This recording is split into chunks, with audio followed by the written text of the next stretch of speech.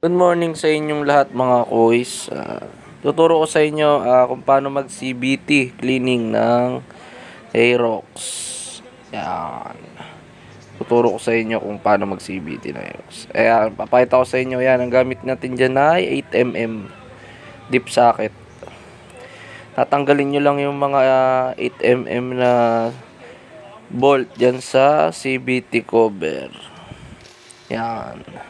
Nakalimutan ko palang tanggalin yung dalawang G's nung airbox. Ayan, 10mm yan. Tanggalin nyo pala muna yung dalawang G's ng airbox. Kasi pag di nyo siya tinanggal, hindi nyo matatanggal yung CVT cover niyan. Natanggalin nyo yung dalawang yan. Tornilyong yan.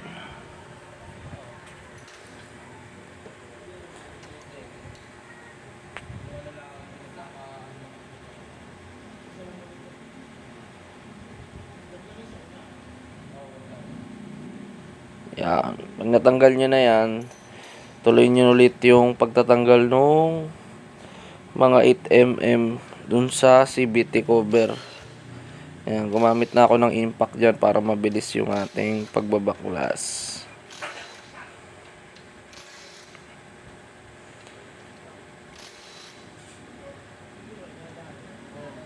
Yan, kunin nyo lang yan. Pagsama-samahin nyo. Isa lang naman ang sukat yung tornilyo nyan.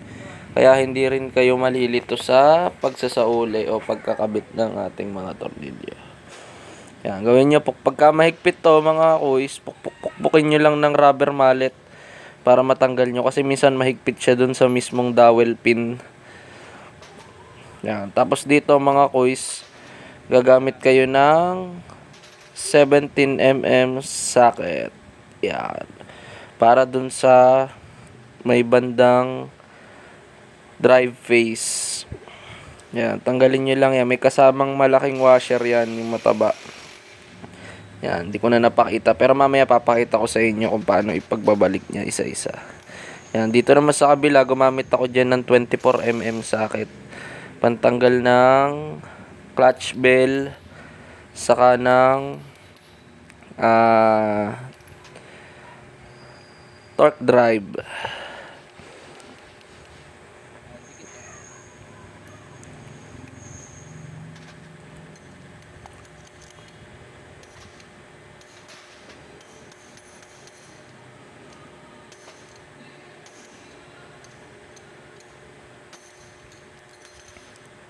Yan, tanggalin nyo lang tong drive face. Yan. Tapos meron niyang washer na manipis dyan sa may bandang drive face. Yan. Tanggalin mo na yung lining belt. Tapos yan, yung washer na manipis. Yan. Tanggalin nyo yan. Tapos sabay-sabay nyo hugutin tong mismong pulley set. Yan. May washer din yun na makapal dun sa dulo. Yan. Yan, tinanggal ko na yung backplate, spacer, saka yung bola. Yan. Checkin nyo yung bola kung may kanto na. Pero kung wala pa naman, yan, goods pa yan. Yan, checkin natin yan.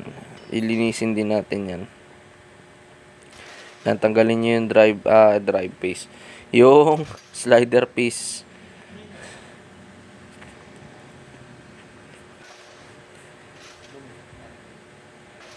Yan, tapos gumamit kayo ng 39mm na socket. Yan, pantanggal nyo dun sa clutch. Saka dun sa pagtatanggalin nyo ito mga kuis, tuunan nyo kasi baka tumalsik sa mukha nyo kasi may center spring yan sa gitna. Yan, tatanggalin nyo lang dahan-dahan. Yan, mapapansin nyo, umangat siya. Kasi pag di nyo yan tutuunan, baka tumalsik sa mukha nyo. Yan. Tapos, diskarte naman dito sa pagtatanggal ng clip. Papakita ko sa inyo. Gagamit lang kayo dyan ng flat screw. Papakita ko sa inyo yan. Yan. Pinagsama-sama ko lang yung mga gamit kasi lilinisin natin lahat yan.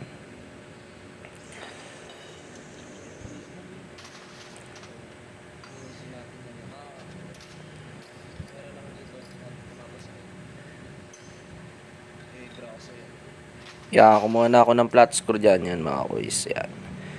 Diskarte lang dyan, isusuot nyo lang doon sa bawat butas, tapos saka nyo ipipihitin, tapos takpan nyo ng kamay, kasi baka tumalsik yung clip, hindi nyo na makita kung saan tumalsik. Kaya ginagawa ko dyan mga kuys, yan, tinatakloban ko ng ng kamay ko. Yan. Yan, tapos taktak nyo lang yan dyan, pag ganyan. Para lumuwag lang yung mismong plate niya. Yan yung clutch plate. Tapos dito sa pagtatanggal ng spring, long nose lang yung ginagamit ko dyan. Malambot naman kasi yan kasi mga stock. Mga stock na clutch spring, malalambot naman yan. Kaya nyo ng... Kanya-kanya ng diskarte yan. Yung iba naman nagamit ng circle plier. Yung iba naman gumagamit ng tali. Pero yun yung diskarte ko. Long nose na lang yung ginagamit ko. O yan, tanggalin nyo yung clutch lining. Kasama yan sa lilinisin natin. Yan.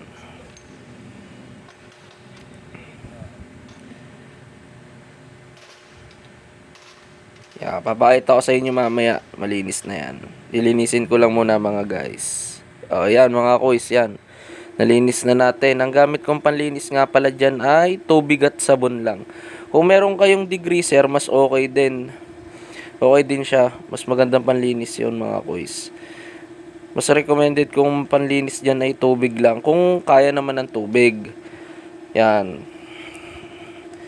Yan mga kuys. Patuyo na natin yung ating mga pyesa. Yan. Isasalpak na lang natin yan dyan. Kasi kailangan tuyo yan eh. Pagka hindi tuyo yan, baka kalawangin yung mga shafting. Yan. Una natin kabit tong pulley. Paglalagay nung roller weights o yung bola kung tawagin, diskarte ko dyan, yung mas malapad yung bandang gilid, yun yung nakaharap dun sa left side. Yan. Kasi pag umaandar na yan, ang pressure niya nandun na sa may left side na. Kasi pag kinasa mo yan doon sa loob, patalikod yan eh. O yan, paglalagay naman ng slider piece yan, ganyan lang mga kuys yan. Yung malapad lang yung sa likod. Yan. Tapos yung parang letter B, dun yun sa may harap naman ng pwesto. Yan. Saka lagay nyo na lang yan dyan mga kuys. Tapos gamit din kayo dyan ng high temp grease. Yan. Kumukuha ko dyan ng high temp grease eh. Yan. Kulay blue yung gamit ko dyan grasa. Lagyan nyo na konti yung loob nung pulley. Yeah, para hindi siya kalawakin saka hindi kain kasi pag wala kasi yan lubrication saka kaya yung grease, yan, masisira yan eh. Lagyan nyo lang ng konting grasa. Tapos lagay nyo na to spacer. Paglalagay ng spacer mga kuys, yung groove na nakikita nyo sa loob yun yung sa loob ang pwesto. Yan, makikita nyo dyan yan, paloob yun. Paglagay nyo yan mga kuys, huwag nyo kakalimutan yung washer na makapal na maliit. Yan, ilalagay ko yan dyan mga kuys. Ayan, ganyan ang itsura nyan yan. Yung makinis, yung malapad, yun yung sa loob. Yan. Tapos isunod nyo tong pulley. Yan, lagyan nyo muna ng grasa pala. Nakalimutan kong sabihin yan. Lagyan nyo ng grasa yan mga kuys. Papurot lang naman, wag niyo lang siyang dadamihan kasi kakalat yan sa CVT. Yan, saka nyo ilagay itong pulley. Sunod yung manipis na malaking washer. Yan, lalagay nyo yun dyan. Yung malaking manipis na washer. Yan. Susunod nyo dyan yung clutch. Yan. Yung mismong clutch holder. Yan. Lalagyan nyo ng konting grasa yung mismong poste niyan. Yan. Yung pinagkakabitan ng clutch lining. Yan. Lagyan nyo lang ng konting grasa. Yan. Para smooth din siya pagka umaandar na. Saka katagalan kasi nadumi yan. Pag nasisiksikan niya ng asbestos dust, gumaganit yan katagalan. Kaya mas maganda kung meron kang grasang nakalagay dyan. Konti lang naman, wag nyo rin dadamihan. Kasi baka naman kumalat dun sa clutch lining. Yan, kabit nyo na yung clutch lining yan. Yan. O clutch shoe, kung tawagin yan. Lagay nyo lang yan dyan. Tapos sunod nyo yung clutch spring. Yung tatlong clutch spring yan. Yan. Paglalagay naman yan, di ka malilito mga kuys kasi yung maiksi ang posisyon, dun yun sa may maliit na suksukan. Tapos yung mahaba, yun dun sa ang kabit nun, dun sa magkabilang lining naman. Yan. Iipitin nyo lang uli siya. Tapos saka nyo siya itutulak ng daliri. Yan. Nakikita nyo yung diskarte ko dyan. Yan. Tinutulak ko lang siya ng thumbnail. Yan. Ganun lang ginagamit ko. Yan. Tulak nyo lang yan. Yan. Kuys, yan. Mabilis naman ipasok yan. Depende na lang siguro sa grip nyo mga kuys at diskarte nyo. Kung saan kayo mapapadali. Basta ang importante, mag-fit siya at may pasok nyo ng ayos. Ang paglalagay niya mga kuys, kita nyo naman yan, may mga palatandaan yan kung ano yung pagkakabit niya, kung saan yung nakapwesto yung ibabaw yan. Tapos pukpukin nyo lang siya ng rubber mallet, yan, para maglapat yung clutch plate niya. Yan. Tapos saka nyo ilalagay itong circlip.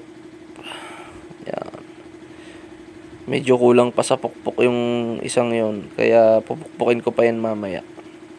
Yan. Kailangan kasi yan lapat. Kasi pagka hindi mo lapat yan, hindi ka sigurado kasi dyan kung naipasok mo ng ayos yung circlip. Kaya mas maganda niyan mga kuys, isusure nyo. Kasi mahirap pag kumalas yan, malaki ang masisira. Yan. Lagay nyo lang yung mga kuys. Yan. Yan. Hindi pa ako satisfied yan kaya pupukpukin ko pa na isa. Yan. Para maipasok yung circlip. Kasi dapat talaga maipasok mo ng ayos yan. Yan. Tapos checkin nyo lang kung nakapasok na ba siya sa mga groove nung poste. Yan. Checkin nyo lang ng igi. Yan. Tapos taktak nyo ng isa para mag-lock naman yung patulak, yung clutch plate. Yan mga kuys. Tapos yan, ilalagay na natin tong clutch lining. Kasi handaan nyo na yung nut. Press nyo yung center spring saka yung clutch. Yan. Saka nyo i-hand tighten muna yung 39mm na nut. Huwag nyong bibirahin agad yan ng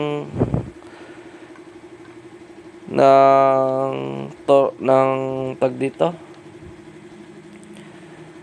ng impact, kasi baka ma-lost thread yan. Kaya ang gagawin nyo dyan, yan, i-hand tighten nyo muna. Kung hindi nyo kaya kumukay nung sakit, yan, pihitin nyo lang ng kamay. Tapos pag alam nyong okay na at dapat mahigpit, saka nyo siya higpitan ng konti. Yan, yung set ko kasi dyan sa impact ko, naka-low lang yan. Kaya tansya ko na yung higpit niya, kung ano yung ano lang. Pero sabi ko nga sa inyo mga kuys, mas maganda kung susundin nyo yung torque value. Kung meron kayong torque wrench. Yan, wala pa kasi tayong pambili ng torque wrench, medyo mahal kasi. So yan, lagyan nyo ng grasa yung torque drive bearing. Huwag nyo kakalimutan lagyan ng grasa yan.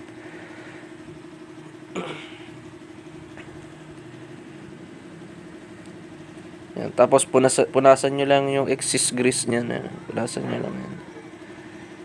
Mabilis naman yan Yan. Tapos niyan, tuturo ko sa inyo kung ano yung pwesto ng belt. Tapos pagka ilalagay nyo siya yung belt, yan yung pwesto niyan yan. May arrow yan dyan Yan mga kuys.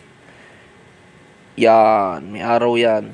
Dapat dun ang harap ng belt. Tapos i-press nyo lang tong torque drive. Tapos saka nyo ipasok yung belt. Yun yung way na mas maganda or mas madali para ma-fit mo ng ayos yung belt at pulley dun sa loob ng CVT. Yan. Para sure ka na walang maiipit na belt at mailalapat mo ng ayos yung drive face. So yan mga guys, yan mga kuys, yan, lagyan mo ng grasa muna yan bago siya isalpak. Yan. Lagyan nyo ng grasa yan.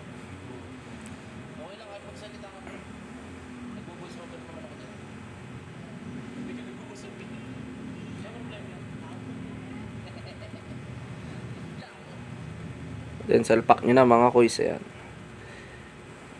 Tapos ready nyo na yung drive paste para naka-ready na siya. Di ka na mahirapan yan. Pasok mo na yan dyan. Tapos ipapasok mo susunod dyan yung makapal na washer. Yan. Makapal na washer. Tapos yung 17mm nut. Yan. Hand-tighten mo lang uli. Tapos pag mahigpit na mga kuys. Yan. Pag mahigpit na sa kamay mo. Yan. Saka mo iimpakin yan mamaya. Yan. Sunod mo yung clutch bell. Tapos tong 24mm na nut. Yan.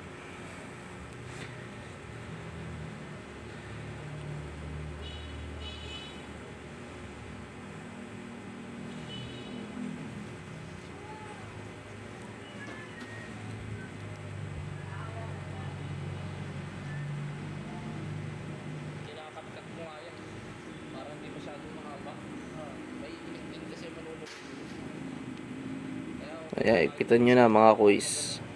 Ganun lang din. Kung wala kayong torque wrench, tansyahin nyo na lang kung ano yung tamang higpit lang. Huwag lang sosobra kasi pagka sumobra yan, maaaring ma-over torque, ma-low thread mo yung mga thread ng shafting. So ayan mga kuys, testingin muna natin bago natin isalpak yung CVT cover. Paanda rin natin saglit. Pag nagpit na yung belt, saka mo siya isara. Yan. Saka mo siya patayin, saka ikabit yung CVT cover. Yan. Ganyan kasi yung lagi kong ginagawa pag ako nagkakabit ng, bago ko ikabit yung CVT cover, gusto ko pit na yung belt niya. Yan. So ayan mga kuys, nilagay ko na yung CVT cover. Saka yung mga 8mm na bolt. Hindi kayo malilito dyan mga kuys kasi pare-parehas lang naman yan ng sukat. Yan. Hindi na ako gumamit dyan ng impact kasi baka mamaya ma-low thread ko. Kaya mas prepare ko pag maghihigpit kayo lagi. Kung hindi hand tighten, gumamit ka ng T-wrench. Yan. Tapos ang gawin mong paghihigpit, criss-cross pattern. Ganun lang yung gawin nyo mga kuys. Criss-cross pattern nyo lang paghihigpit.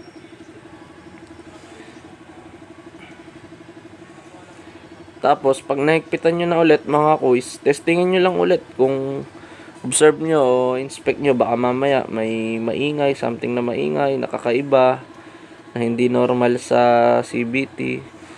Yan. Para bago nyo siya ibigay sa customer, is okay yung ating paggagawa.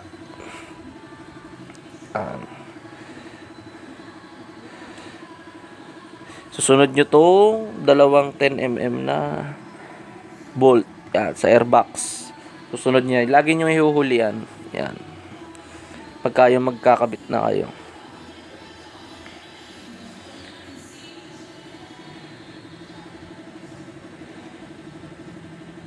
Ipitan nyo lang ulit ng konti yan. Sakto lang. Kasi may rubber naman yan eh. Yun yung nag-aalalay dyan sa airbox. So, testing natin mga kuys. So, yun mga kuys. Sana may natutunan kayo sa ating tutorial. Baka pwedeng paki-follow naman ng aking page at paki-like na rin ng ating page. Meron din tayong YouTube channel din. Kuya Mo Ivan din yung pangalan ng page natin. Salamat mga kuys.